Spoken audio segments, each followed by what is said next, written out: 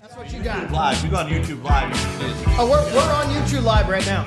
You can see it the real way. I spent a lot of money on this Not on stuff. Instagram. But you go on YouTube Live. If you're out there, you can see us together.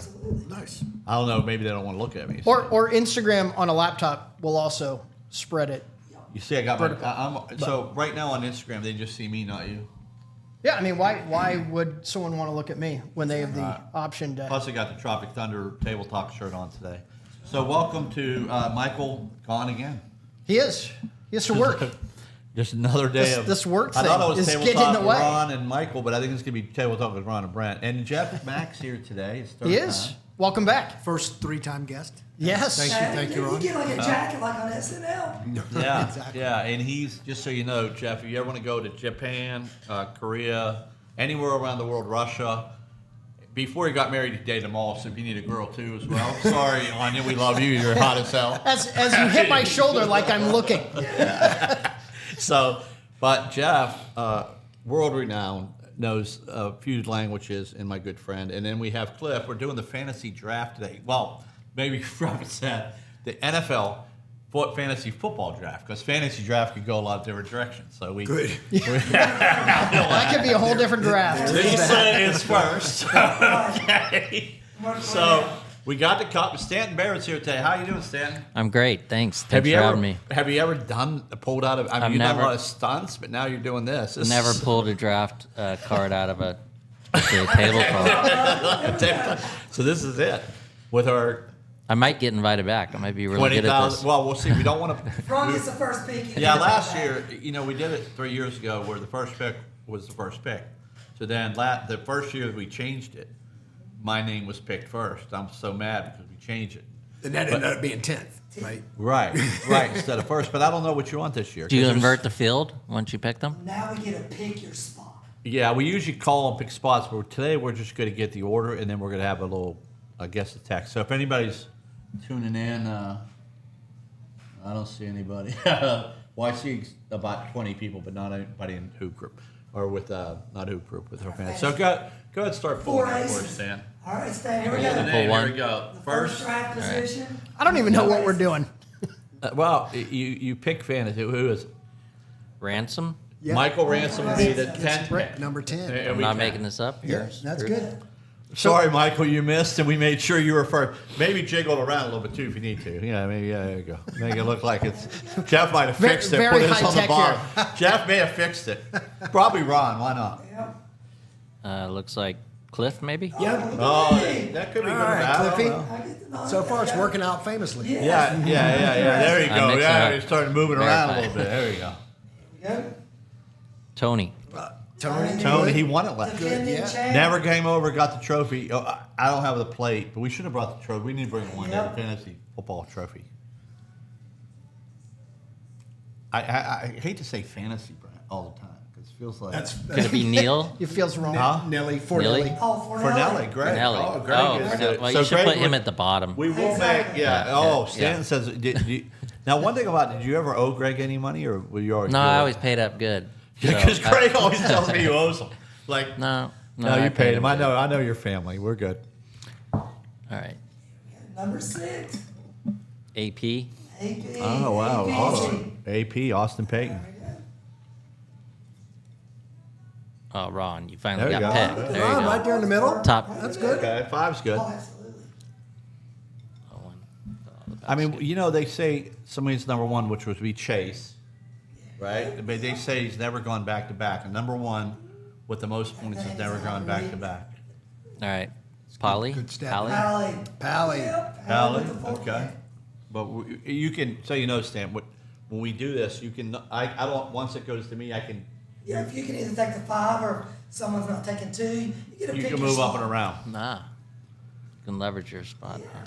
Well, if you get one, you get 20th. Mac. So Mac, J. Mac. that's sir. next to you. That's Jeff Mack right next to you. Okay. Sorry you They're got in the down 3 list so hole. That's far. good. Yeah, you're good. JP. Yep, Oh, there you go, Jesus. JP. I hate that What- guy. The We only commissioner. And then, We only got one more left. Who is There we it? go. Les gets first pick. Yep, There you go. there you go. Now we have So Shadur Sanders is off the He's board off the already. board already. Who is it? Him and Les. Kenny Pickett. Les. God darn it. Yeah, there we I mean, go. shit.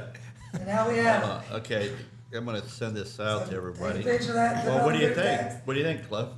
I think we're okay. I like being at the turn. We'll see. I'm going to hopefully come a little bit more prepared this year. Having the draft after Hoop Group came made it a little tough. I didn't have any of my notes. Oh, I forgot about Yeah, that. so that's all right though. We'll be ready this year. Well, how about when we picked Austin's team and he was winning for a while? Absolutely, he was. We've had the same people every year, pretty much. You know, we're going to move the money up this year. I think we should move it up. Inflation. You might be able to get rid of some You got guys. some tariffs and inflation. Put some new blood in there. You know, Austin Dillon did one. So they asked me this one. It's $500 a man, right? 500. That's okay, no problem. So they did a Denny Hamlin and the Hoop Group. They didn't like the order and they said, "Oh, we messed it up." Right? It was an auto draft too. It was one of those ESPN where you get auto. Right. And I was first, which was great that year. And then all of a sudden I was 13th or 15th. Yeah, And it's not like it was it wasn't $1 a man. It was 500. Like, and I was like, okay, last year I'm playing that. And gotta then they pay were attention. making trades that were skeptical. Austin and Ty, like they were. It kind of. I love Austin. Like he's my guy. But in that deal, I said I'm out.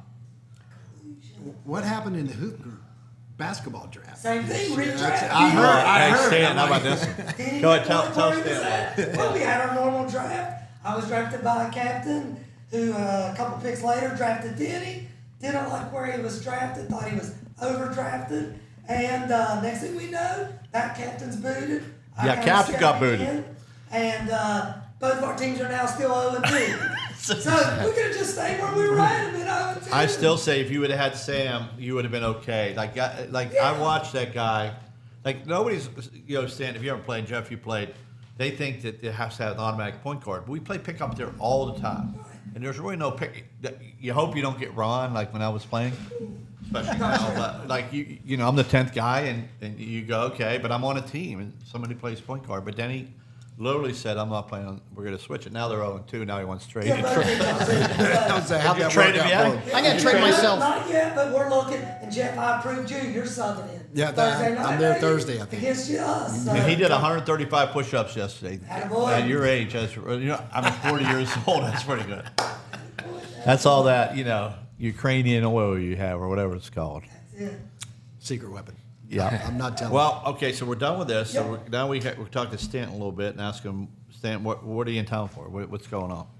Well, I'm in town this week just to work on race cars. So we have a shop over in Denver, building some Xfinity cars. We build some vintage cup cars and older vintage cars. We have old Volvos in there. We have a Corvette from '76. Got some Porsches and, like I said, built a couple new Xfinity cars. Got some BMW GT4s and.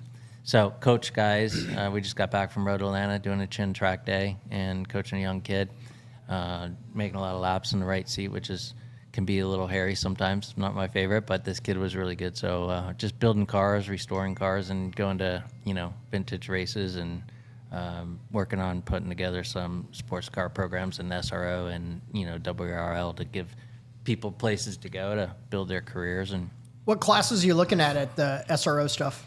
GT4 and maybe the GTD cars, and then possibly we've been talking, a gentleman and I that work together on this, trying to develop an IMSA program.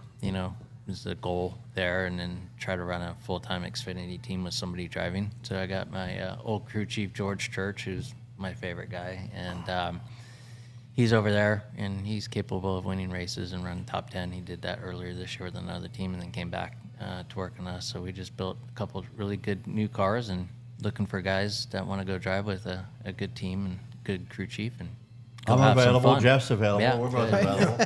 I want to ask a question. Send your resume. I'll gotta give get you my sheet metal email. guy. Yeah. Because this happened yesterday. A friend of mine sells vintage cars, but I was going to ask you, Jeff, and maybe you, Brian, what was your first car? Mine was a 260Z, which was a 280ZX 240. Do you sell any of those? No, No. but we can build you one. Yeah. Well, Those were cool cars. my dad told me basically if I didn't drink and drive and do a bunch of other stuff that he would give me that car. If not, I was going to drive the Ford Pinto. So I definitely, at my young age, I had a Did you clean up your act? 260Z. Yeah, I did. Well, he didn't know.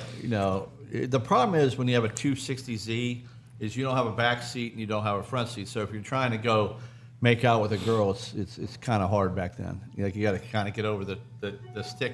The other thing in Pittsburgh, we have the stick shift. A lot of people haven't driven. Just in it. Pittsburgh? Well, I don't know. Yeah, just in Pittsburgh. But we have a lot of hills, but you have the stick shift in the middle. So, like, what I'm saying is, it's like, did you ever drive a stick? Yes. At a young age? Most of my cars growing up was stick shift. So, what car? Your first car? Toyota truck. Toyota truck. What about you? That was Jeff? my first. Your 81. first car? First one I had for only 4 hours. Oh, that's Oh, wow. not good. And my dad said it matched his boat. And he goes, we'll try to find you another one tomorrow. Mine. But I did get another Toyota truck. What about you, Jeff? You guys all got me beat. I got my mom's hand-me-down Buick estate wagon. It's probably worth $1 zillion. It was a freaking hearse, is what it looked like. But it was the party wagon. We'd load that thing up and go to football games. Yeah. What about you, Stan? Toyota truck. I think mine was okay, that's right. 86. Yeah. White. Great, I great tell you, truck. I had the Yeah. 240. You know, if you don't know about the 240, 260, 280Z, the thing was real light. So whatever it was, 260 meant they were 2,600 pounds. 240 was 2,400 pounds, 300. So bottom line, they were real light. So in the snow, they weren't good, but they were fast as shit, you know, from 0 to whatever. And then I had a Lexus 430 SC, which was really fast too, 0 to 100 in a minute. So what's your number one selling vintage car then? What would it be? Nothing really. I haven't sold very much. Oh, okay. Some stock cars, Gen 6 stock cars. So we go run with Nemechek and those guys and HRS and SVRA. So it's super fun. There's some good drivers there too. So built some good cars that handle good. And I think some of the coolest stuff we just early last year, redid a P1800 Volvo 62, which was really fun. And then we designed with another engine builder. I worked with them to redesign the engine, so we made our own cranks and pistons and rods and kind of revamping the B20 engine, which is really old and 4-cylinder, and they blow up a lot. So it's been fun projects because it's not, the NASCAR stuff, you get parts from, SRI Fernelli. or wherever. Fernelli. Yeah, Greg I Fernelli, don't- shout out. You should give me a discount for all the shout out. Yeah, But anyways, shout out. so it's a little bit easier when you're doing stock cars because they're hard to set up, but as far as getting parts and things like that, when you deal with the old cars, like, where did this part come from? Who made this back in 62? And figuring out that kind of stuff is kind of cool. I think what's crazy is with the old cars is the oil. Like, how much oil, even a 240, right? And how it's changed even with our range. I don't think I ever put oil in it, really. But you always had to change. You always had to get oil in, like some of these cars. Is that... In NASCAR, it doesn't have really oil, right? What is that? Just gas and... Nah, of course there's oil. I know there's oil, but I mean, what I'm saying is, but how do they make it last? I mean, it's not. I know it's stupid. The integrity of the oil nowadays is so much more advanced than back then. So you probably had to put oil in your Z car a little bit more than normal. Burning the oil viscosity didn't last as long. Now we're running like 0 weight oils, and you can run 10,000 miles. So the integrity of oil and the advancement of oil technology is crazy. Right, It's all synthetic now, too, isn't it? Yeah, they have some that are non-synthetic, but yeah, majority is like synthetic, and the materials that they've found since 1960 are tremendously different. So you don't have to change your oil as much. And like I said, it's like, hey, is this even from when I raced back in the day full time? Like, you got to get your temps up and all that stuff. And now it's like, well, my temps at 140. Is it okay to go charge? Like, it doesn't really matter too much. It does matter, but it doesn't as much because the lubrication qualities in it are like crazy. I'm like, okay, I don't really feel great turning 9,000 RPMs. It's not really hot yet, but yeah. So oil's a whole different thing. Yeah, I know. Oil and they shut down. These cars now. I know my car one time. Oil with that BMW, and it would just slow down if you don't change the oil. So, what about as far as this? We know you were a stuntman. You and your dad. We know you have a winery. Tell us a little about it because I think it's really intriguing. And who did you know? Tom McCumbus, fellow stuntman. Yeah. Yep. Yeah. I worked with him a lot. Hung out with him a good bit. He's a crazy guy and a lot of fun. Great bike rider. So, So my background is stunts primarily. 15 years old, my dad got us into a movie, and I was racing motocross at the time professionally, and ski racing and mountain biking and all the other stuff that I did, and so I kind of never thought I'd get into stunts. It was okay. My dad wants us to work, and it's fun working for him. And then I got into car racing and go-karting, I guess, when I was 16 and 17. So they kind of parallel paths.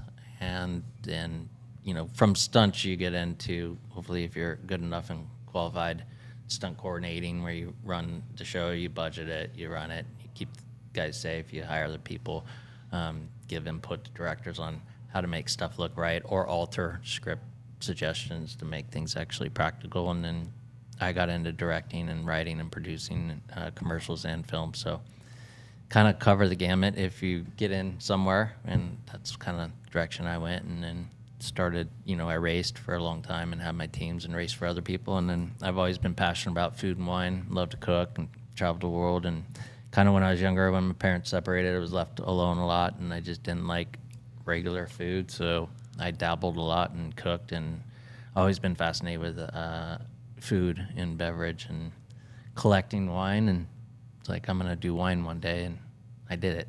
I don't know if I should have, but I did it. So a race car drive to wine. So, I'll be honest, with stunt, it really fascinates me. Your dad got hurt. I think when I first met Stanton, we were both trolling Burkdale a little bit, and he'd come in town. What do you mean, Ron? Trolling? Well, we were just having drinks together, walking over to Fox and the Hounds, having a few drinks, some beers, whatever. But you were telling me you get some injuries being a stuntman too, right? Yeah, I've got a lot. A lot is a mix between stunts and then sports. Mostly motocross probably is one of the highest ones, snowmobile racing, a little bit of cars, but then the rest is stunts. What's the biggest movie you had in the stunts? Oh, geez, I don't know. I'd have to look at. It depends You've what done people so think's many. bid. Well, what happened last week? Fortunately, I've done, I think, over 300 movies and TV shows. Wow. So, quite good. And for about 4 years, I didn't work at all because I was racing and making good money racing, and I didn't have time to go work. But I always try to work a little bit. So, but everything from John Wick to Logan to Jurassic Park, Spider-Man, Wow. Batman. I have to look them up. There's Yeah, it doesn't Some matter. big titles. Was there any cool ones you did or not? Like anything you like? Wow, I asked you that earlier before we started the show. Is there anything, or they're all the same? I think what makes a movie fun is who you're working with. It's like anything else. If you're on a show with great people or friends and certain coordinators that are really engaged with, they hire you generally. Either they need somebody in that field, or they hire you because you have a broad-based experience and you bring, something to the table just besides, like, say, doing your stunt. You also give input on other stuff and guidance and like ideas and stuff like that. So when you're working with coordinators that really rely and trust on you, you can collaborate, and that's the fun part of it, or just the crew that you're with. Back in the day when I started, I used to work with my dad and Hal Needham, who's the most famous stuntman and kind of godfather of a lot of stunts, who went on to be director of Smoking the Bandit and Hooper, Cannonball Run. And then a guy named Mickey Gilbert, who was Robert Redford's double, and kind of was really good friends with my dad. So, but iconically, those were arguably the top 3 stunt coordinators in the business, and you're working with them. So I got to learn a lot, and also didn't have much leeway on any riffraff. So working with those kind of guys, and then who you, like I said, any movies, generally just who you work with. There are some fun, like Jurassic Park. I did 2 and 3, especially 3. I doubled William Macy, so I was on the entire 9 months. The locations are cool, shooting in Hawaii, going to, we shot the rest at Universal Backlot, and then on the stages. And that was fun because I got to work with Spielberg, and then that was kind of the last of the Jurassic Parks where they used entirely majority of the animatronics dinosaurs. So you're doing these scenes with these dinosaurs that, the T-Rex eyes are moving and the skin moves, and you think you're in a real scene with the dinosaur. Because we did, to get off subject, a little in the plane crash where the dinosaur rips the nose off and then goes in the plane. You have this guy in a suit operating this dinosaur. He can't see, but we kind of go rehearse like what he should do, what he shouldn't do. And this dinosaur reaches in there, and we have to jump over the seats, and it's thrashing around. Well, it's got like 10,000 pounds of pressure. I mean, if he thrashes were not out of the way. We're getting It's kind of like a we're tractor getting coming crushed, at you. Yeah, Right.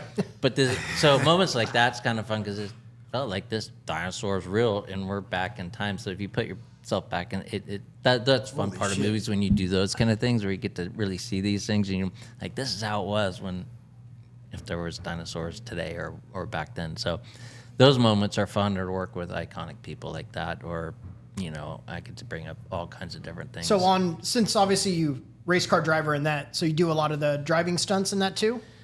Well, I do get hired a lot for a lot of driving, a lot of motorcycle stuff, like Tom, because my background was motocross, and then, but everything, because I grew up in a stunt family with my dad, so I learned to box and fight and fall, and we were always crashing stuff, me and my brother, and so, I got to learn a lot more about the overall business, and then also I enjoyed being on set and being behind the camera. I was creative. I was an artist when I was little, drew all the time. And my dad got us a camera, and I was out shooting pictures, 8 years old all the time and learning about photography and stuff like that. So I was engaged with the creative side of filmmaking too, or just the creative side of art. And so having those guys teach us from the stunt side, and where a lot of people in film, and especially on the stunt side, lack is the understanding of film and filming and what the camera sees is where my dad and Hal and those guys focused on. Like,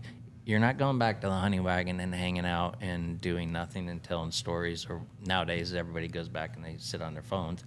You're going to sit here behind the camera and behind the monitors and see what we're filming, so and understand what camera sees and how to overlap, because it's not just doing a stunt, it's all the action and acting as a stunt person before and after, and understanding the scene. Because when you set up for a stunt, you're like, okay, I need this to slide around here and then crash into something. Setting those moments up and trying not to get too much at one time, getting what you need set up for that. So understanding what the camera sees, I can place a car or myself or in a fight in areas that are important, so we do it once or twice, and you're not doing it over and over because it doesn't look right, because I don't understand what the camera sees. I just need to know what the lens is, and I can just look, and I know what that lens is going to see, and how I need to make the scene work for what they're shooting. And that's what a lot of like stunt guys don't get nowadays, and the good ones do. So Right, difference that's between one or two takes and 15 or 20. well, it's a difference too, and a lot of people don't notice because a lot of people aren't quite qualified in the industry, but there are, as far as directors, they rely on the DP and other people. So if you can bring something to the table that helps them out, and then also limit the takes, I mean, that's a lot of It's money. always best to jump off the building once and not, Yeah. and not 4 or 5 times. Well, sometimes, I mean, if they want us to keep doing it, they got to keep paying you more. But if it's if it's your mistake, you're going to get up and go do it again for free. So What about the Mission Impossibles? You ever do that? Because that's one of my favorite movies. no, because they shot all those over in Europe. I did Jack Reacher. Yeah, that's It was good. only Tom Cruise, which is kind of funny because he was really close with my godfather, Paul Newman, and my dad knew him well, and I got to work with him on Jack Reacher, and that was the first time I actually met him. So that's the only one, but those were done over. I know guys that have worked on all those, and Wade Eastwood, it was a coordinator, and I think he might have second directed the last Mission Impossible, maybe the last two. So he does almost all Tom Cruise's stuff. Does Tom now. Cruise do any or not? Like He does a lot of stuff. Like he does his legit own stunts? stunts. Because they say he does, but Yeah, like all that stuff out of the plane, jumping the bike, parachute. He does a lot of driving. There's some things, like on Jack Reacher, he's climbing up on the buildings. We have a wire on him for safety. So his double will do some stuff in him, but he jumps in and does it. And he's done some pretty crazy stuff. Crazy stuff. What about you? We talked about facial recognition from now with AI to back in the day. Back in the day, they would just put a. How do they do that? Well, they did that with visual effects computer software. So they would scan an actor's face, and then and it doesn't happen very much because most people, I look like a lot of actors. So by the time you do the hair and you have in the wardrobe and the right face hair, you can shoot some guys pretty close. Some of my actors, they actually shot me really close, and you can't tell because when you add movement and all the other chaos, it works. But other things where they want to see an actor not like Tom Cruise, who does a lot of his stuff. And there's some actors that do all their, majority of their fights, and you'll substitute a double in for certain things, especially the like big impacts and stuff. There's no reason you want to hurt your actor. Tom Cruise can get away with it because he owns the show basically, and he tells them what he's going to do. Versus like the insurance or the studio is not going to let you have an actor do certain stuff. The risk is too big. So he sprains his ankle, well, he can't run in the next scene. He can't do his stuff for weeks. So the facial recognition, they'll just replace the stuntman's face with the actors. Very expensive, but they have done it. But And they AI used to do a lot. changed, I think right? AI, as far as that makes it a lot easier. But I mean, there's still some old techniques that still apply, and the fact that AI will come in more into play because you can actually create individuals to play a part or do a scene. Well, believe it or not, I had a couple judges eat here the other day, and they were talking about what they're worried about. If they can't prove the guys at the scene, that they can... Even if they have video, they could say that wasn't them. That wasn't me. If they don't have enough proof, they could say, they haven't used it yet, but it's going to be interesting if you go to court and all of a sudden I put Jeff Mack's face on me, which I don't have his body right now, but you go like this, you go, okay, that's, what. So AI has changed a lot of, whether it's a movie or whether it's that or, I guess now they're going to have it, be honest with you, I don't know if you've seen it. Did you show it to me? Somebody showed it to me. But there's an NBA game, and you can put your face while you're watching the TV on the guy, Really? like LeBron James. You'll be LeBron James in the game. During the game. Like your wild. kids would be, whoever That'd be showed me crazy. the other day, Yeah, it wasn't me. That's crazy. Yeah. Huh? I said it wasn't me. So you can put your kids in that, or whoever you want to be in the game as you're watching it. So it's fascinating how AI That's is going to wild. change. But I'm thinking the movies too. Like not that you look like Tom Cruise anyhow, Stanton. So I mean, shit. Wasn't that a lot in the last kind of contract negotiations and stuff? Yeah, there was a lot involved with that, and that was a big, conflict with the actors and the union. I think they gave up a lot of rights in the AI department. The people who unfortunately run our union aren't very good with business or understanding, and kind of rolled over on some of that stuff, and we're too eager to get a contract done. We shouldn't have struck in the first place. We weren't in a position or to leverage that after COVID, being out for basically most people out of work. Yeah, for timing 2 wasn't years. good. No, the timing was terrible. Fortunately, I was only out of work for like 6 months and was getting on some of the first stuff, but some people didn't work for 2 years, and then you're going to go strike for a year? For what? You have no leverage. I mean, nobody's making movies, so the producers had the upper hand on that, and I think, they did a great sales pitch to the members. Unfortunately, most of the members don't work all the time, and there's a handful that do work all the time. So to reach the other people to understand the consequences of what contracts are and what you give up, it's really a struggle in SAG. So hopefully we have votes this starting now up until like 3 weeks. So hopefully that changes hand. But once you've already opened the door to a contract, It's going to be hard to take some of that stuff you out. can't really, it's really hard. And then how do you protect yourself? So now people are actually seeing, and a lot of us who knew try to advocate the messages to the individuals, but when you're being voiced over on their sales pitch, you can never make an impact. And like, hey, this is what's going to happen, you guys, and they overlook it. And now they're starting to see it because now, and most people don't know, but I was watching when I was in Idaho at my place 3 weeks ago and was watching a commercial or TV with my dad. A commercial came on, and he's like, "Oh, that's pretty good," but I'm like, "That's all AI." He's like, "No." I was like, "Yeah." He's like, so I explained, what about it was AI. It's like you see no facial movement, like the skin's not moving when they express something, and their lips move properly, but then just little off things because I do a lot of visual effects. And it's only going to get better. Wow. Oh, it's as going to well, get better, so- better. I think I showed you 4 girls that I said, man, these girls they're pretty nice. He goes, "Ron, that's AI." That might have been I don't know who told me, but I thought they were really girls. I thought they were really girls. So it's really hard to decipher the two. Now just companies are doing voice and people's images for full national commercials, and just takes away, which is good for companies. I don't always agree on the residual thing for commercials and things like that when you're a producer or a company marketing, but overall in film, it's going to make a huge impact. And It's how's to make the- a huge impact, not just for the actors, but the especially easiest thing, because we already did like mass crowds I can put in on a scene. I put 10,000 people there, and they're all moving around and they look real. Yeah. So now you have AI. Now I don't have to go in with my effects guys and create 10,000 people and code all that. I just tell the AI I need 20,000 people on the street. Yeah, Make just the them savings mix of what you would pay for I mean, you a could- stand-in and then food or whatever it is. If you can put all the information in right, you can have that stuff in 10 minutes. You know, I did a movie, right? Vendetta. No. With Clive Stanton. I was the. So those people are going away, but I was in the strip club scene. It was Bruce Willis's last movie. Why does that not surprise me? I don't know why. I got the clip. It was I'll a show it to fictional you. story. Hey, we talk about AI. He's talking about 4 girls he's seen over the AI. We open up the girls, and now he's like, We He's had at a fantasy magically draft. at a strip club. A fantasy draft. But what I was thinking about just a minute ago, like it was Bruce's last movie. They paid him $1 million, and because they won him, but he actually got shot. The only time he ever died in the movie. And but what saying is even the extras probably won't have anymore. They'll just put a person AI.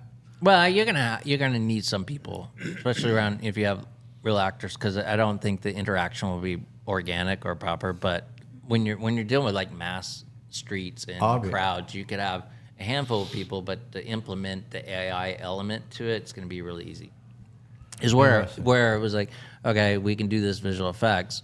I do a lot of my own, so I can do it less expensive. But for a movie or a TV series, it costs a lot. So they're weighing out like how much that costs actually versus extras. So they might, even 10 years ago, they started to cut the numbers down because the VFX software was so good. So maybe where they would have 500 extras, they might only have 100. And they might use them in different places or put them in batches and mix them around, put them over here and shoot plate shots and then marry it all together. So the technology in the last 10 years already has reduced the amount of employment or employable man days, and you're just going to see a bunch of that go away. But actually, in a lot of scenes in bars or consolidated places, you're still going to have background actors and whatnot. How many hours do you have to work like a day for like when I was there? To be honest with you, so Clive invited me down. Clive Stanton did the Vikings. If you never watched the Vikings, he was Rollo, but he's like, come down, I'll put you in a part, So he kind of walked me through, and these people were all signing up to get the money and all that. I'm like, no, I don't want to do that. But I was there from like 9 to 9, and it was going on. I'm like, hey, Clive, do I really gotta got to stay stay? this long? And he goes, yeah, you're fine.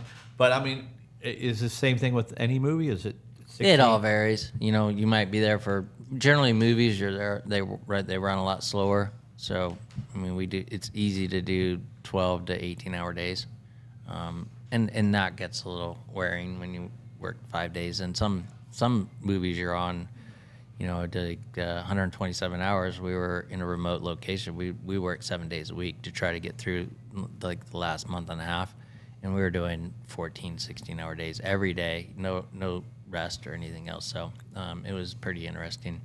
So it varies. TV shows, you can mostly movies you're in for 10 to 16 hours. And TV series, sometimes you can get in and out in 4 or 6 and you're happy. But most of the time it's generally 8 to 12. So TV series, they try budget reasons. They try to cut it at 10 to 14 hours. 14's a bad day because then that screws you up for the next day. So they try to keep it at 12 hours. Well, these people didn't care. This, by the way, is Katie. What do you got there today, Katie? Today we have an Italian lemon ice martini. Wow, you like martinis? Sure. Want to try it? Especially lemon. Yeah, try that. There you thing. go. Let us know. Is this a new this- thing? Do I have to rate it? Yeah. You're Dave pointing at it. There you go. Hey, Kush, hi. Oh, by that's the a way. 10. 10. Yeah. 10. Thank you. Come to Thank you, Red Katie. Rocks for The Italian martini. Wow. Limoncello martini. Yeah. So I saw Kush on here. But Kush is great. what was I going to say about the The hours. oh yeah, the hours. So it's not as glamorous as you thought it was going to be. No, You're in there. I had to go. He to was bed. thinking a better strip And then the club food scene, too. wasn't, up to my par, so I walked down the Mexican restaurant. I mean, I was like the high maintenance guy. But the only thing I did see that in this movie, Shocker. because of what happened to Baldwin, I saw the guns and the way they shoot the pellets out of the, like they don't really shoot the pellets. But I'm trying to figure out how have you seen movies with? How did that happen in Baldwin where somebody really put a bullet in there? Because they all had pellets, but I don't think they ever looked in it. Like I don't think Clive ever. that was crazy. But he says sometimes the pellets do like whatever that makes that noise. Sometimes they'll Well, they ricochet use out. they'll use a real load, but it doesn't have a bullet in it, a slug in it. So it'll be capped, like crimped, Right. but it actually has loads. So we have quarter loads, full loads, half loads, based on the noise you want to hear, so they can see them eject. Now we have the airsofts, which a lot of shows just go to the airsoft. So it's a system. It's a real gun. Looks like a real gun. They change it where it's an air cylinder, so at least you have the action of the thing. And then because visual effects is so easy now and cost effective, they just put the shells going out. So what happened to the Baldwin thing? You casings. think? What do you think really? I mean, who would do that? Like you think? I mean, It's a lot of neglect. They didn't have a stunt coordinator, number one. The first AD who I've worked with before got in a rush, probably had an attitude, and hit. So when you're dealing with guns, the armors, number one, ADs, number two, stunt coordinators, number three. So they should have had a coordinator on there because we generally look over things and make sure things aren't getting rushed, and that's her job. But the armor should have never had live ammunition in that gun. It should have never been designated as a live ammunition gun. I think what they did is they went out and shot. They had live ammunition around, even though her father was an armor for a long time in the industry, who I've worked for before or worked with. She was new. When you're a department head, you have a lot of responsibility. It's like being a restaurant owner. You have a lot of responsibility that people don't, understand. So they just had live rounds that should have never been a part of it. That gun should have never left a place where it was being interacted with live rounds. And then should have never been loaded, first of all, for rehearsal. And then when you do load, I always, when I'm coordinating, I look at the rounds, make sure they aren't a live round. Watch them load it. Look in the chamber beforehand. Make you really would then? Yeah, so I look, make sure nothing was in the magazine, or if it's a revolver, make sure it was nothing in it. Check through the barrel, make sure it's clean. So on a rehearsal, coordinator should have been there. Look, the armor, but the AD, and I know him, and he just grabbed the gun and gave it to Baldwin. Well, the AD should have not been in a rush, not had an attitude, opened it up, make sure the chambers were clean, make sure the barrel was clean, and make sure it wasn't cocked. But they just handed the gun, gave it to him. And Baldwin should have checked it or not? I mean, I don't know. well, always I'll go to the actor and I'll go, okay, I looked at this, look at the gun. I'll show them that the chamber's clean. There's no bullets in it. I'll hand it to them. I go, don't put your finger in the trigger. So you go through the steps so it's safe. Like a So they got checklist in a rush. almost. And it's the same with a race car. You have your checklist before you go to the track. You have your Restaurants checklist too. up. So just a lot of carelessness. And, I'm no fan of Alec. He's always advocating against guns and everything else. Well, if he actually knew anything about guns, he would have known what not to do. He would have known what to look for. So I think the responsibility is on everybody. You can't blame one individual. There's at least three. A lot of individuals failures there. through the Lot of process failures. there. But how many if guns you do you know think- and you respect guns, you're going to look and see if it's loaded. Yeah. You're going to look and see what's there. You're going to understand what a gun can do, and you're not going to point it. First of all, you never point it at anybody. We always point, even in a scene, we'll always shoot off like your shoulder or up a little bit. And if the camera's in a certain spot, you're shooting in a different direction anyways, so it looks like you're actually pointing at the person, because you can't just point at the person from camera angles. It'll look like I'm shooting him and not you. So there's all kinds of things that are redundantly important to do in that situation. Just a lot of things went wrong. But I in my opinion, I put it on Alec, because end of the day, he's holding a gun. He should know enough about guns. He's been in enough movies to look at the gun, make sure it's empty. This is a rehearsal. The AD should have told him. If I was coordinating, I would have told him where to point the gun. And you never pull the trigger. Anyways, you leave your finger like this, and if the scene requires a shot, which it did, you just go bang, so everybody knows when the shot's going to be, just when you're rehearsing. So on the day when you're actually doing the scene, it's the same repetition. That's crazy. So a lot went wrong. Yeah, the poor person got killed though. That's crazy. What about we talk about this all the time on our show. We kind of pivot a little bit, but did you get to eat breakfast or anything there? Did you eat like what was the food they gave you? On sets? Yeah. Some of them are awesome. You got your. It depends on who the caterer is. Some of them are not good, but generally they're legit caterers. So breakfast in the morning usually have omelet tables. You have your juice. They have a variety of juicers. Some have just a lot of stuff sitting out there, so you can juice your own. Ginger, carrot, whatever thing you're into.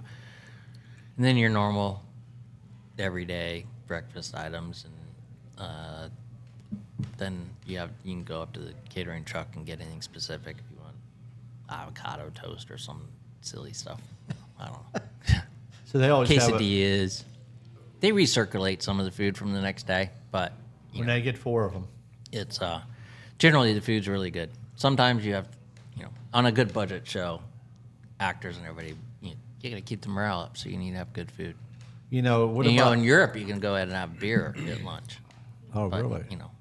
We're working in the States. Or wine. I mean, Oh, you're not allowed in the States to have it? Alcohol? no, of course not.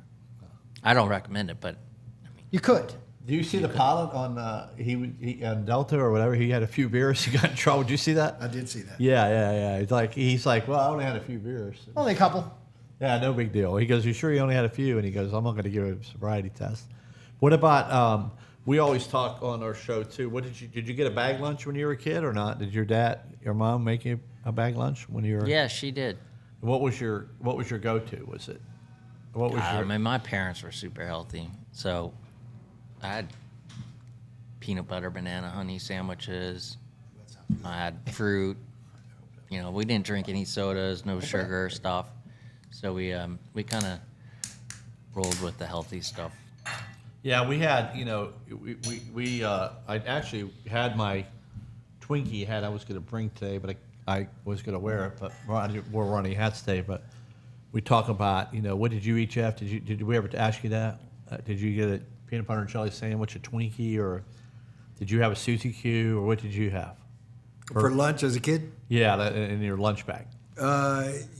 Usually it was a ham sandwich. Those Yeah. are good. Ham sandwich, a bag of potato chips. Bag, and we talked. What about cereal? Because this is a big topic of ours. Because I had Freakies, and nobody knows what Freakies was, but it was a cartoon show back in the day, and that's what I ate. That's So a perfect cereal. a box of Freakies now goes for $5,000. So what did you eat? I think that's when it all Now- started going bad. He's eating healthy. I think he's going to be like Life or I'm trying to. What cereal do you like? Did you like any?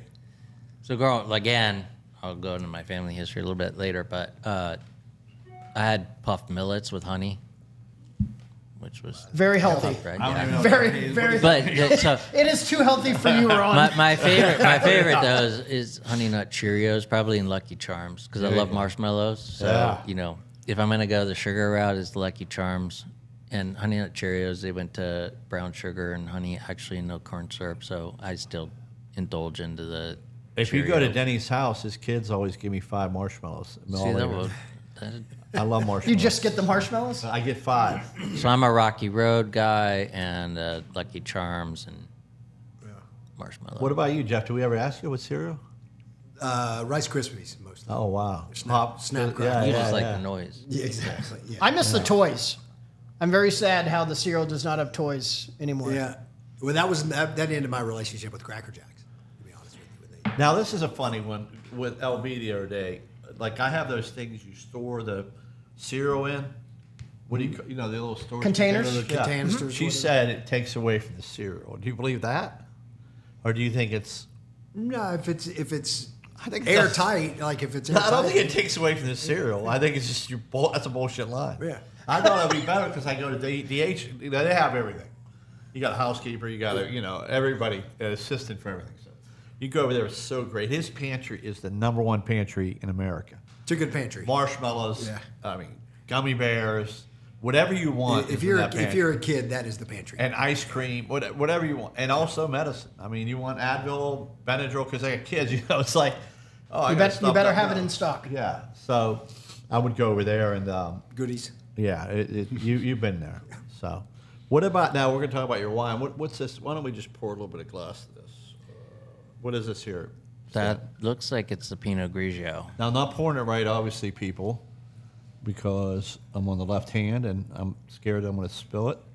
I'm right-handed, but there we go. Why don't we just all? This is so. Tell us about your winery. Yeah. Well, this is the Pinot Grigio. I started making wine out of Sonoma County. Maybe I could justify sponsoring myself in a race there. Thank you. All right. So this is a Russian River Valley Pinot Grigio of 2022.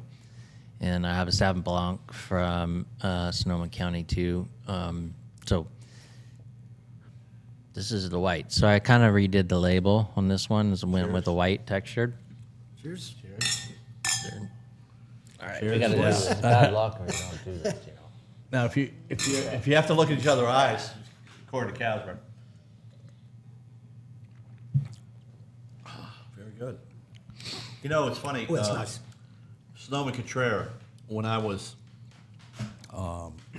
at the beginning of Red Rocks, was my number one to sell because it was clean and crisp with a buttery finish.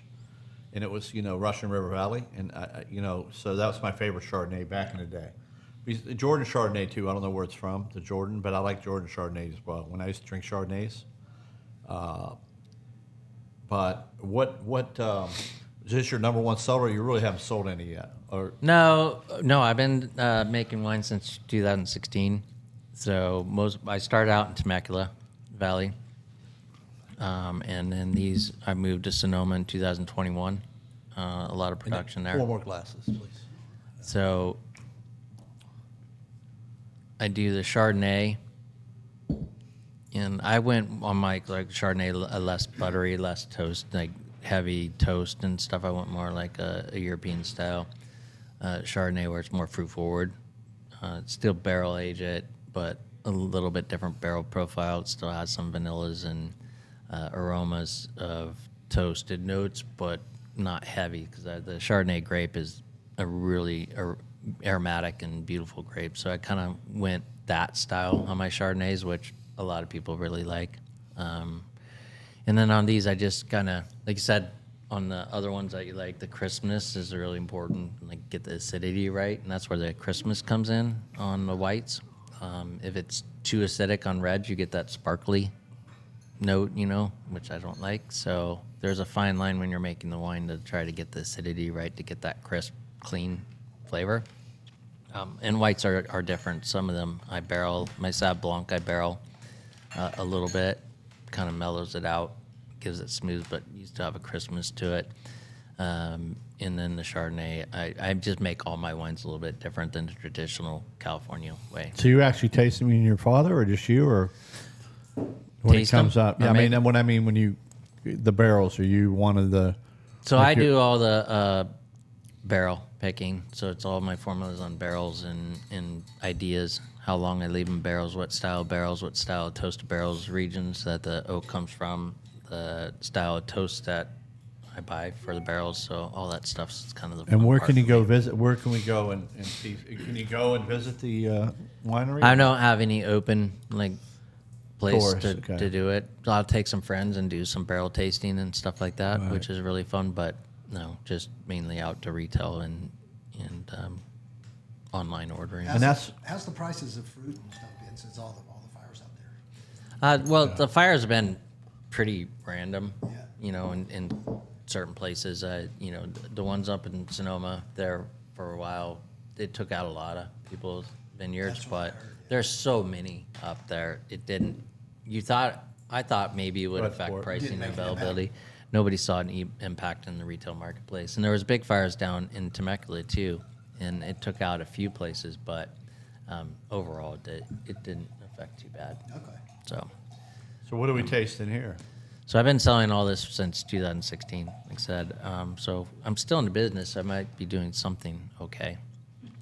This is my normal non-reserve Cabernet, which I can show you the bottles later if you want. Oh yeah, but, we're fine. I have my we're reserve We're just Cabernet. we're doing it for the show. I mean, Oh, okay. Chrissy's over there like she wants a glass of wine. I watch her every time. Where's my glass? I tell you what I'll do, Chrissy. If you chug this, what would it take? How much money can I give you to chug it? I just drink it out of the She already wine? said okay, so I don't think it'd take much. Yeah, I mean, Just so you know, I mean, Scotty would do it for 50. yeah, I mean, yeah. Well, no, I told him I would do. Last show, I said I would do ready whipped cream all over for $1,000, and he wouldn't do it. I was showing him how to put whipped cream on desserts, and Brent wouldn't let me do it to him. So, Why not? Well, I don't. Why wouldn't you let me do it? Exactly. I could have put it like just all over you for $1,000 cash. And I actually went to the bank and had $1,000 here, just so you know. So Yeah, no, just What about chugging the bottle? No way. Kush would. yeah, no. Kush never chugging beer. So what are we drinking here? This is one of your. This what- is a what- Temecula Cabernet. It's my non-reserve. It's just a. It's a. So it's a tape. It's how. How much a bottle is this? I think this is around 19. Depends on who's selling it, but most places 19 to 21 pretty good. retail. You might want to give some to Chrissy. You better get a couple more glasses for her to get faster. Chris, she's over there like salivating. Mouth watering over there. Well, that's really good. Do you like So that? what's good. What does Yeah. your distribution look like? How mainly are you selling these? Online, I self-distribute in California, but looking for a bigger distributor. Again, it's just basically myself and another friend that helps me out, and then obviously the crew to make the wine. But as far as from the business standpoint, it's a lot of it falls on two people's shoulders. So here, I just got a distributor here in North Carolina, and we'll start ramping that up in the next week or two. But Idaho, I have a distributor. They're looking to get out, so I'm going to somebody else. But those are the main states I have distributors. So I'm looking for more distributors. But it's a process, to build up and build up. Now we've gotten a lot of awards from the San Francisco International Wine Competition, which is top 2 in the world. I've gotten, for my 3 of my reserves, got 91-point golds. My Pinot Grigio, that's a Ramato style Pinot Grigio that I have there. In 2016, got a double gold, 94 points. It was the second highest rated Pinot Grigio in the world out of that competition. So I've got multiple gold medals from, that's a legit show, not just like state fair kind of thing or some other deal.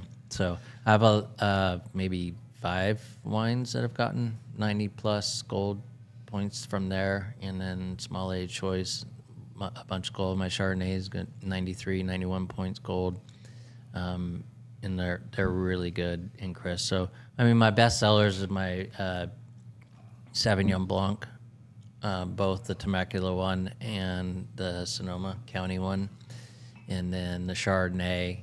My Syrah does really well. Like I'm in Albertsons in Idaho. Just depends on the region, though, because some places are more popular with certain wines than other places. But overall, it's Sauv Blanc and the Chardonnay and the Cabernet. Yeah, we don't sell Sauv. We don't sell that much Sauv Blanc as we should. We sell a lot of Pinot Noir, a lot of Cab. But we use, one thing about Red Rocks is the guests, we feel like they know the Kendall Jacksons of the world, and they know this stuff. Is how do you get your brand, whether it was Childress, because we didn't sell much Childress and it's great wine, but how do we get them to know your wine? That's the key to the whole thing. When they get Barrett, now I would put it on because my friend, right? And we'll just buy a case or two, and if it sells, it sells. It sells, and we put more on, right? But I think it's up to, I don't know. I think if it's good, they're going to come back and get it again, period, right? Yeah, what we find in restaurants, especially like by the glass, Yeah. the cost and effort that I put into the winemaking's not reflective of the price I sell it. So you'll notice like when you taste it, it has a long finish because of the style of barrels that I use. It's a AA toast, we call it, and it's a water mist toast. So when they toast the barrels and char them, they water mist them so it doesn't get overcharred. It's a deep char, and it doesn't, in my opinion, break open the pores of the oak and then overchar it. So when you age it in there, it doesn't pull all that charness out of it. It's a gradual. And I age my reds for 24 to 26, some now 32 months. So the oxidation process in that aging process and not racking it like every 3 months, I rack it every 6, 7 months. So it doesn't get exposed to auction it very much, but it sits in the barrel and gets proper oxidation over that period of time. And then the flavoring, and because of the barrels that I pick and profiles, you have more fruit forward, and then you get tannins and oak, and then you get toasted notes and chocolates and different spices.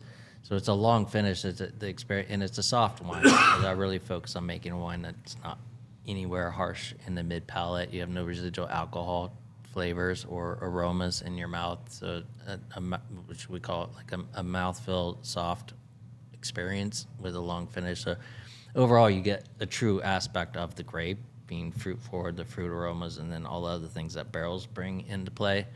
And then so when we go to restaurants and stuff, we end up taking more SKUs because they come back. So the key is you just try to get them to try it, and then once they try it, they just go, we really like that one. I don't want this other stuff that goes bad the Well, next I think day. like a local owned restaurant like Red Rocks and John and I is John and me or John and I. I'm not sure. I always get John Greg. and I. John and I. Yeah, Greg always gets me on that one. I always say John and me. It's John and I. But John and I, we like having friends. You know what I mean? So there's got to be a story. Oh, Stanton, why is Barrett Wines on here? Because of that. That story helps sell too. And if it's good, they're going to get it again. It's like Red Rocks. You make, like last night, if you make a chocolate chip cookie right, those are perfect, by the way. They're going to come back and get them. If you make Cajun chicken pasta right, they're going to come. You start making it bad, you can't do it. So every recipe, and it matters. I think, part of the problem in our business, I don't know if you have the same, but if you have a guy, I feel like after 15 years, my cooks have been here 15, 20 years. It's good and bad at times. Because times I get a little bit, you know what, I'm not going to use a teaspoon anymore. I'm just going to throw it in there. And every recipe, it matters. And it probably with wine, too. So if it says to cook something at 350 for 8 minutes, last time they did the cookies, we had a new oven. It was on 375, and it made a difference. They were hard. They weren't bad, but it's not my spec, right? I got, really mad about it because I said 350 at 8 minutes. What does that mean? 350 at 8 minutes? There's a reason why. But your temperature controls it. It's probably the same thing with wine, right? With you're doing, right? You're tasting it. Sounds like it 24 to 20. I didn't know. Now, when you make something 26 months, is there stuff that's like Kendall Jackson? How long are they in a barrel for? I would say, a lot of people don't even barrel anymore. They'll put it in the tanks, and they'll put chips in there, and they'll add tannins and other things. So you can add a lot to wine to have short-term gains, but there's nothing there that ages it properly. Artificial aging? Yeah. Or when you open it up, you have part of a wine and you try it the next day and it's bad, because those are the reasons. So there's a lot that you can do to add aromas and flavors. There's pretty prominent is Mega Blue, which is a concentrated Syrah powder or liquid that they add to a lot of red wines to just get more color and more robust, Interesting. Fruit tones that are like heavy concentration. I don't like that. So all these are actually, too, in California, you're allowed 25% of another variety in there and still call it a Cabernet. I could put Cab Franc, I can put Merlot, Syrah, up to 25%. I can do 5% of a vintage off year and add that too.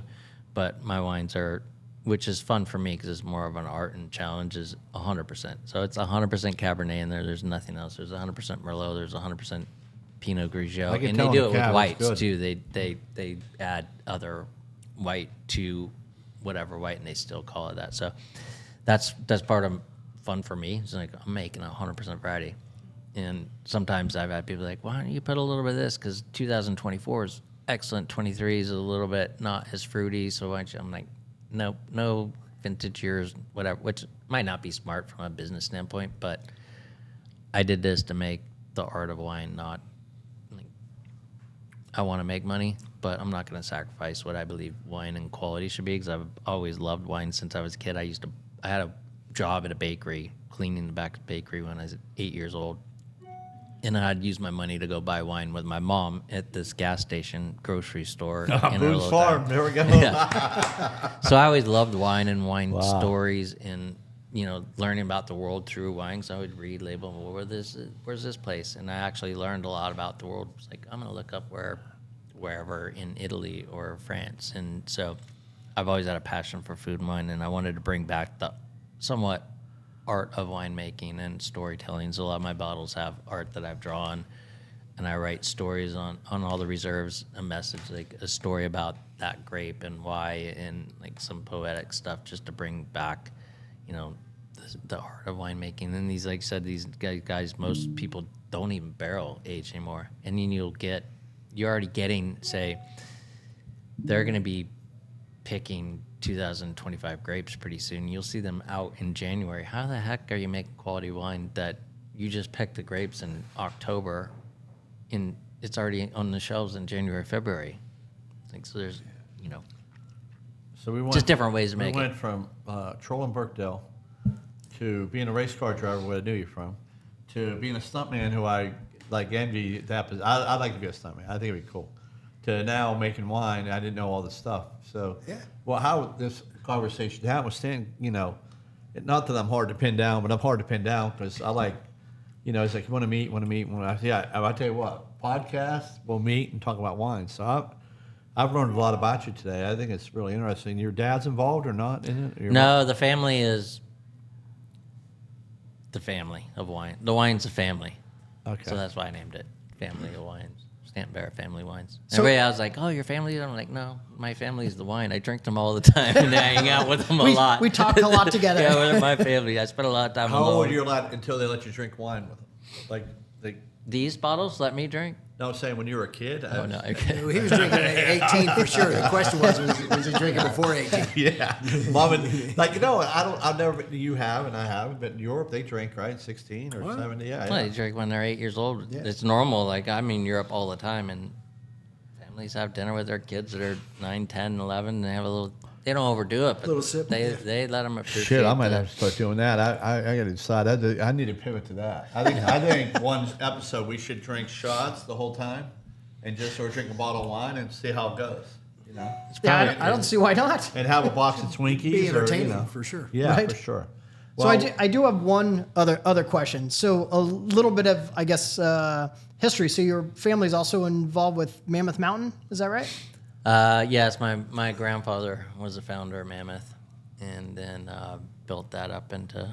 What does that mean? I don't know what. So man's Mammoth Mountain, it's a ski resort. More, I guess, for me and probably for you too. The motocross track is Yeah. absolutely amazing, beautiful, in the trees. My dad got him to do that. Okay. So my dad was into motorcycles and all that stuff when he met my mom, and then got my grandpa into motorcycles and never rode a motorcycle. And then it's like, you should make a race up here. And so he actually walked that out with them and got him to do that, which is like one of the biggest races outside of a Yeah, for national. amateur wise, for sure. It But wasn't even back in the day. It was when I raced and I was racing pro. I mean, we had Ricky Johnson, Jeff Stanton, like all Jeff Ward. Everybody was up there. Even back further that, like Palmer and all the guys went up there and raced. And then I don't know, it was probably mid 2000s, early 2000s that the Nationals conflicted with. I think they did it on purpose. But Sure. conflicted with that. So then you didn't get all the biggest pros. But when I raced there, we had all the pros. yeah, I did Everybody a was around. really cool event there, a border cross race. One day we snowboarded. Yep. And then the next day we did motocross, and they took combined scores and stuff from it. It was a blast. But that's what you do, right? Spot Network. Your other. We kind of first started in action sports and supercross world is kind of where I came from and stuff like that. But yeah, obviously rode as a kid. and I raced those. I won one. My brother won one. that is cool. The action or which one? Which one do you win? The border cross stuff. So What's then that? we did the motocross race down at the fairgrounds, and then we did the border cross stuff up on. What the do they mountain. run? Like Suzuki? Like I had a Suzuki 125 as a kid, but what are you running? Like what is a? Is there anything Suzuki 250 or what is Yeah, it? 450 or 450. 250. I mean, in Mammoth, it's high altitude, so you probably want as much horsepower as possible. So probably most people riding a Well, 450. back you in the jumping day, you too, didn't or you didn't have the 4 strokes. Okay. It was just 2 strokes, and then now they've gone to 4 strokes. So But are you jumping too? Oh, yeah. Motocross like I watched with Kristen Beat. Same Yes. ones, Okay. Yeah. Yep. Not in a impressive. stadium like that, but yeah, more. It's outdoor. outdoors and. Doesn't seem like your sport, Jeff. I don't know. Yeah, no. No. well, if you want to stay out of the hospital, just don't do it. Right. You know, we had was that. my You know, it's motivation tonight. funny you said that because when we and too bad I didn't know you then, Brent. But Gibbs bought a team. I don't know if they still have it, but all the drivers No. would eat here. Yeah, All the no longer around, unfortunately. But the drivers, what's his name? Justin.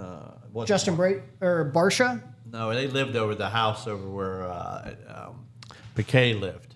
But that guy, they broke his arm, broke his leg. I mean, everybody was like, seriously, like, and they were racing 2 weeks later. It's the craziest sport I've ever seen. Yeah, break your collarbone, go get surgery, plated, you're back in Well, 2 I weeks. guess Illich is going to race this weekend, and he broke his collarbone.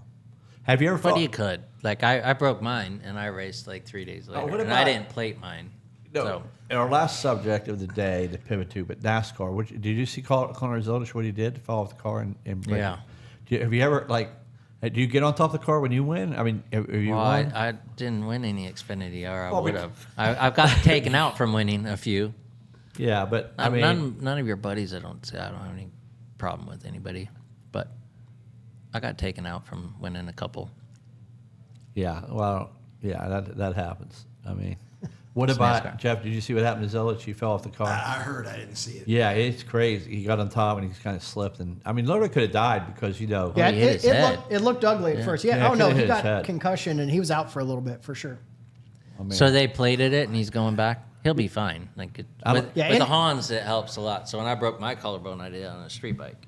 all right. This one, and I went. That happened, I think, on a Tuesday, and I had to go race, and so I didn't tell anybody. I just put the.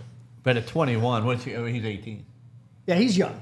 Yeah. He's fine. Yeah, and I've raced with Laza. I broke my femur. I raced like 2 weeks later. I broke all the bones in my left foot doing a stunt on Cradle to the Grave, and I raced St. Louis, which was like 5 days later, and I just had my shoe, and all those bones were like all over the place. But I couldn't tell anybody and get all the sympathy and press because they would not They let me wouldn't let race. you race. So I was like, had my umbrella, and we walked. Well, it's sunny out. I'm like, just in case. It's like- right.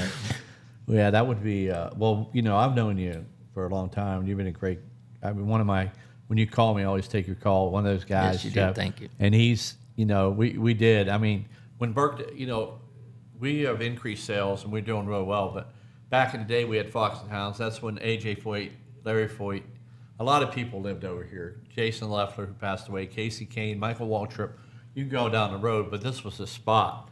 I mean, this was, you know, the spot to go, you know, back in the day. Now it's more probably families more or you know, not as young as it used to be, I'd say, in the bar. But it's a fun spot. But we had fun back then. And then you moved. You still have your place in Burkdale? Is that no? No, I ended always up- think that. I but was it's just not. down the road. Yeah, that's It right. was in part of Burkdale, but on the other side of Right. the road, down the road. No, I sold Yeah. that in 2019. So Yeah, that I should have bought one. I always say I should have bought one of those places. But we've had some good times. Jeff's been. We've had some good times. You know, We have. real good times. You know, we've had some good times. well, you're still here. Yeah. I think you're the only restaurant that's still original here. Yeah. Yeah, and you know, you got to keep, whether it's your business or my business or your business, Chef, or your business, you got to fight every day. You know, and that's what I told my managers yesterday. You got to fight every day. You can't, you know, if we're down a little bit in sales, you know, we've been there. We're did a little bit. You know, you got to fight. You know, we have Burton's opened up, Firebird's opened up, North Italia opened up, Cheesecake opened up, and you got to be just a little better. And what can we do to be better than them? And that's what you're doing with your wine. You're making sure. And you know, it was funny the other day. There was 23 chips in the tuna avocado instead of 18, and I knew it was 6 chips high, right? And you know that attention to detail that you're doing in the winery, and I know Jeff, you're passionate, and what you do, I think that's the most important thing we all have to do is be passionate at what we do, right or wrong. Because I think a lot of coaches, even the NFL, and you're going to make bad decisions, and sometimes your bad decisions make you a better leader at times. So, but I appreciate your friendship and coming on today, and Brent, thanks for stepping in for Michael. I don't know, you're kind of. yeah, I'm going to ask Michael for a raise. But can Yeah, we yeah. start Or wearing lunch or We something. haven't talked about it. Can we start wearing a running hat like when Rich tried?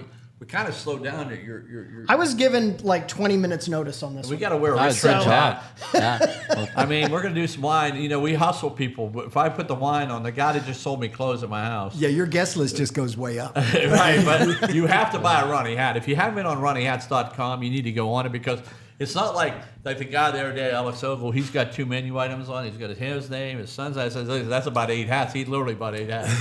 So if I do business, because my marketing director's over there, but we've sold like $1,500 in hats. Cheapskate, Rich Friend, Table Talk, Chump Change. The new one, I Know the Owner, which would be a great hat for your winery.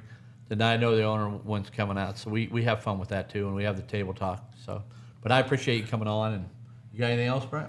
No, great show. Yeah. Thanks for having me. Thanks for trying the wine. And just, where we can go next, but hopefully we'll syndicate it with Poitney or somebody next, or Tepper will buy us. Tepper didn't come on. We keep asking him. He owns the Panthers. We know he is. We've asked him to come on.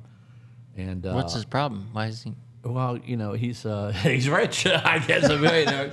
We keep. If I be At honest least come in and buy the Rich Friend hat. And I know we have to pivot, but if I have to go, but the South Park location has all the Canalo seats there to the Hornet seat there. When I was younger, I was roommates with David Wingate, played for the Hornets. I posted a picture on my Instagram the other day.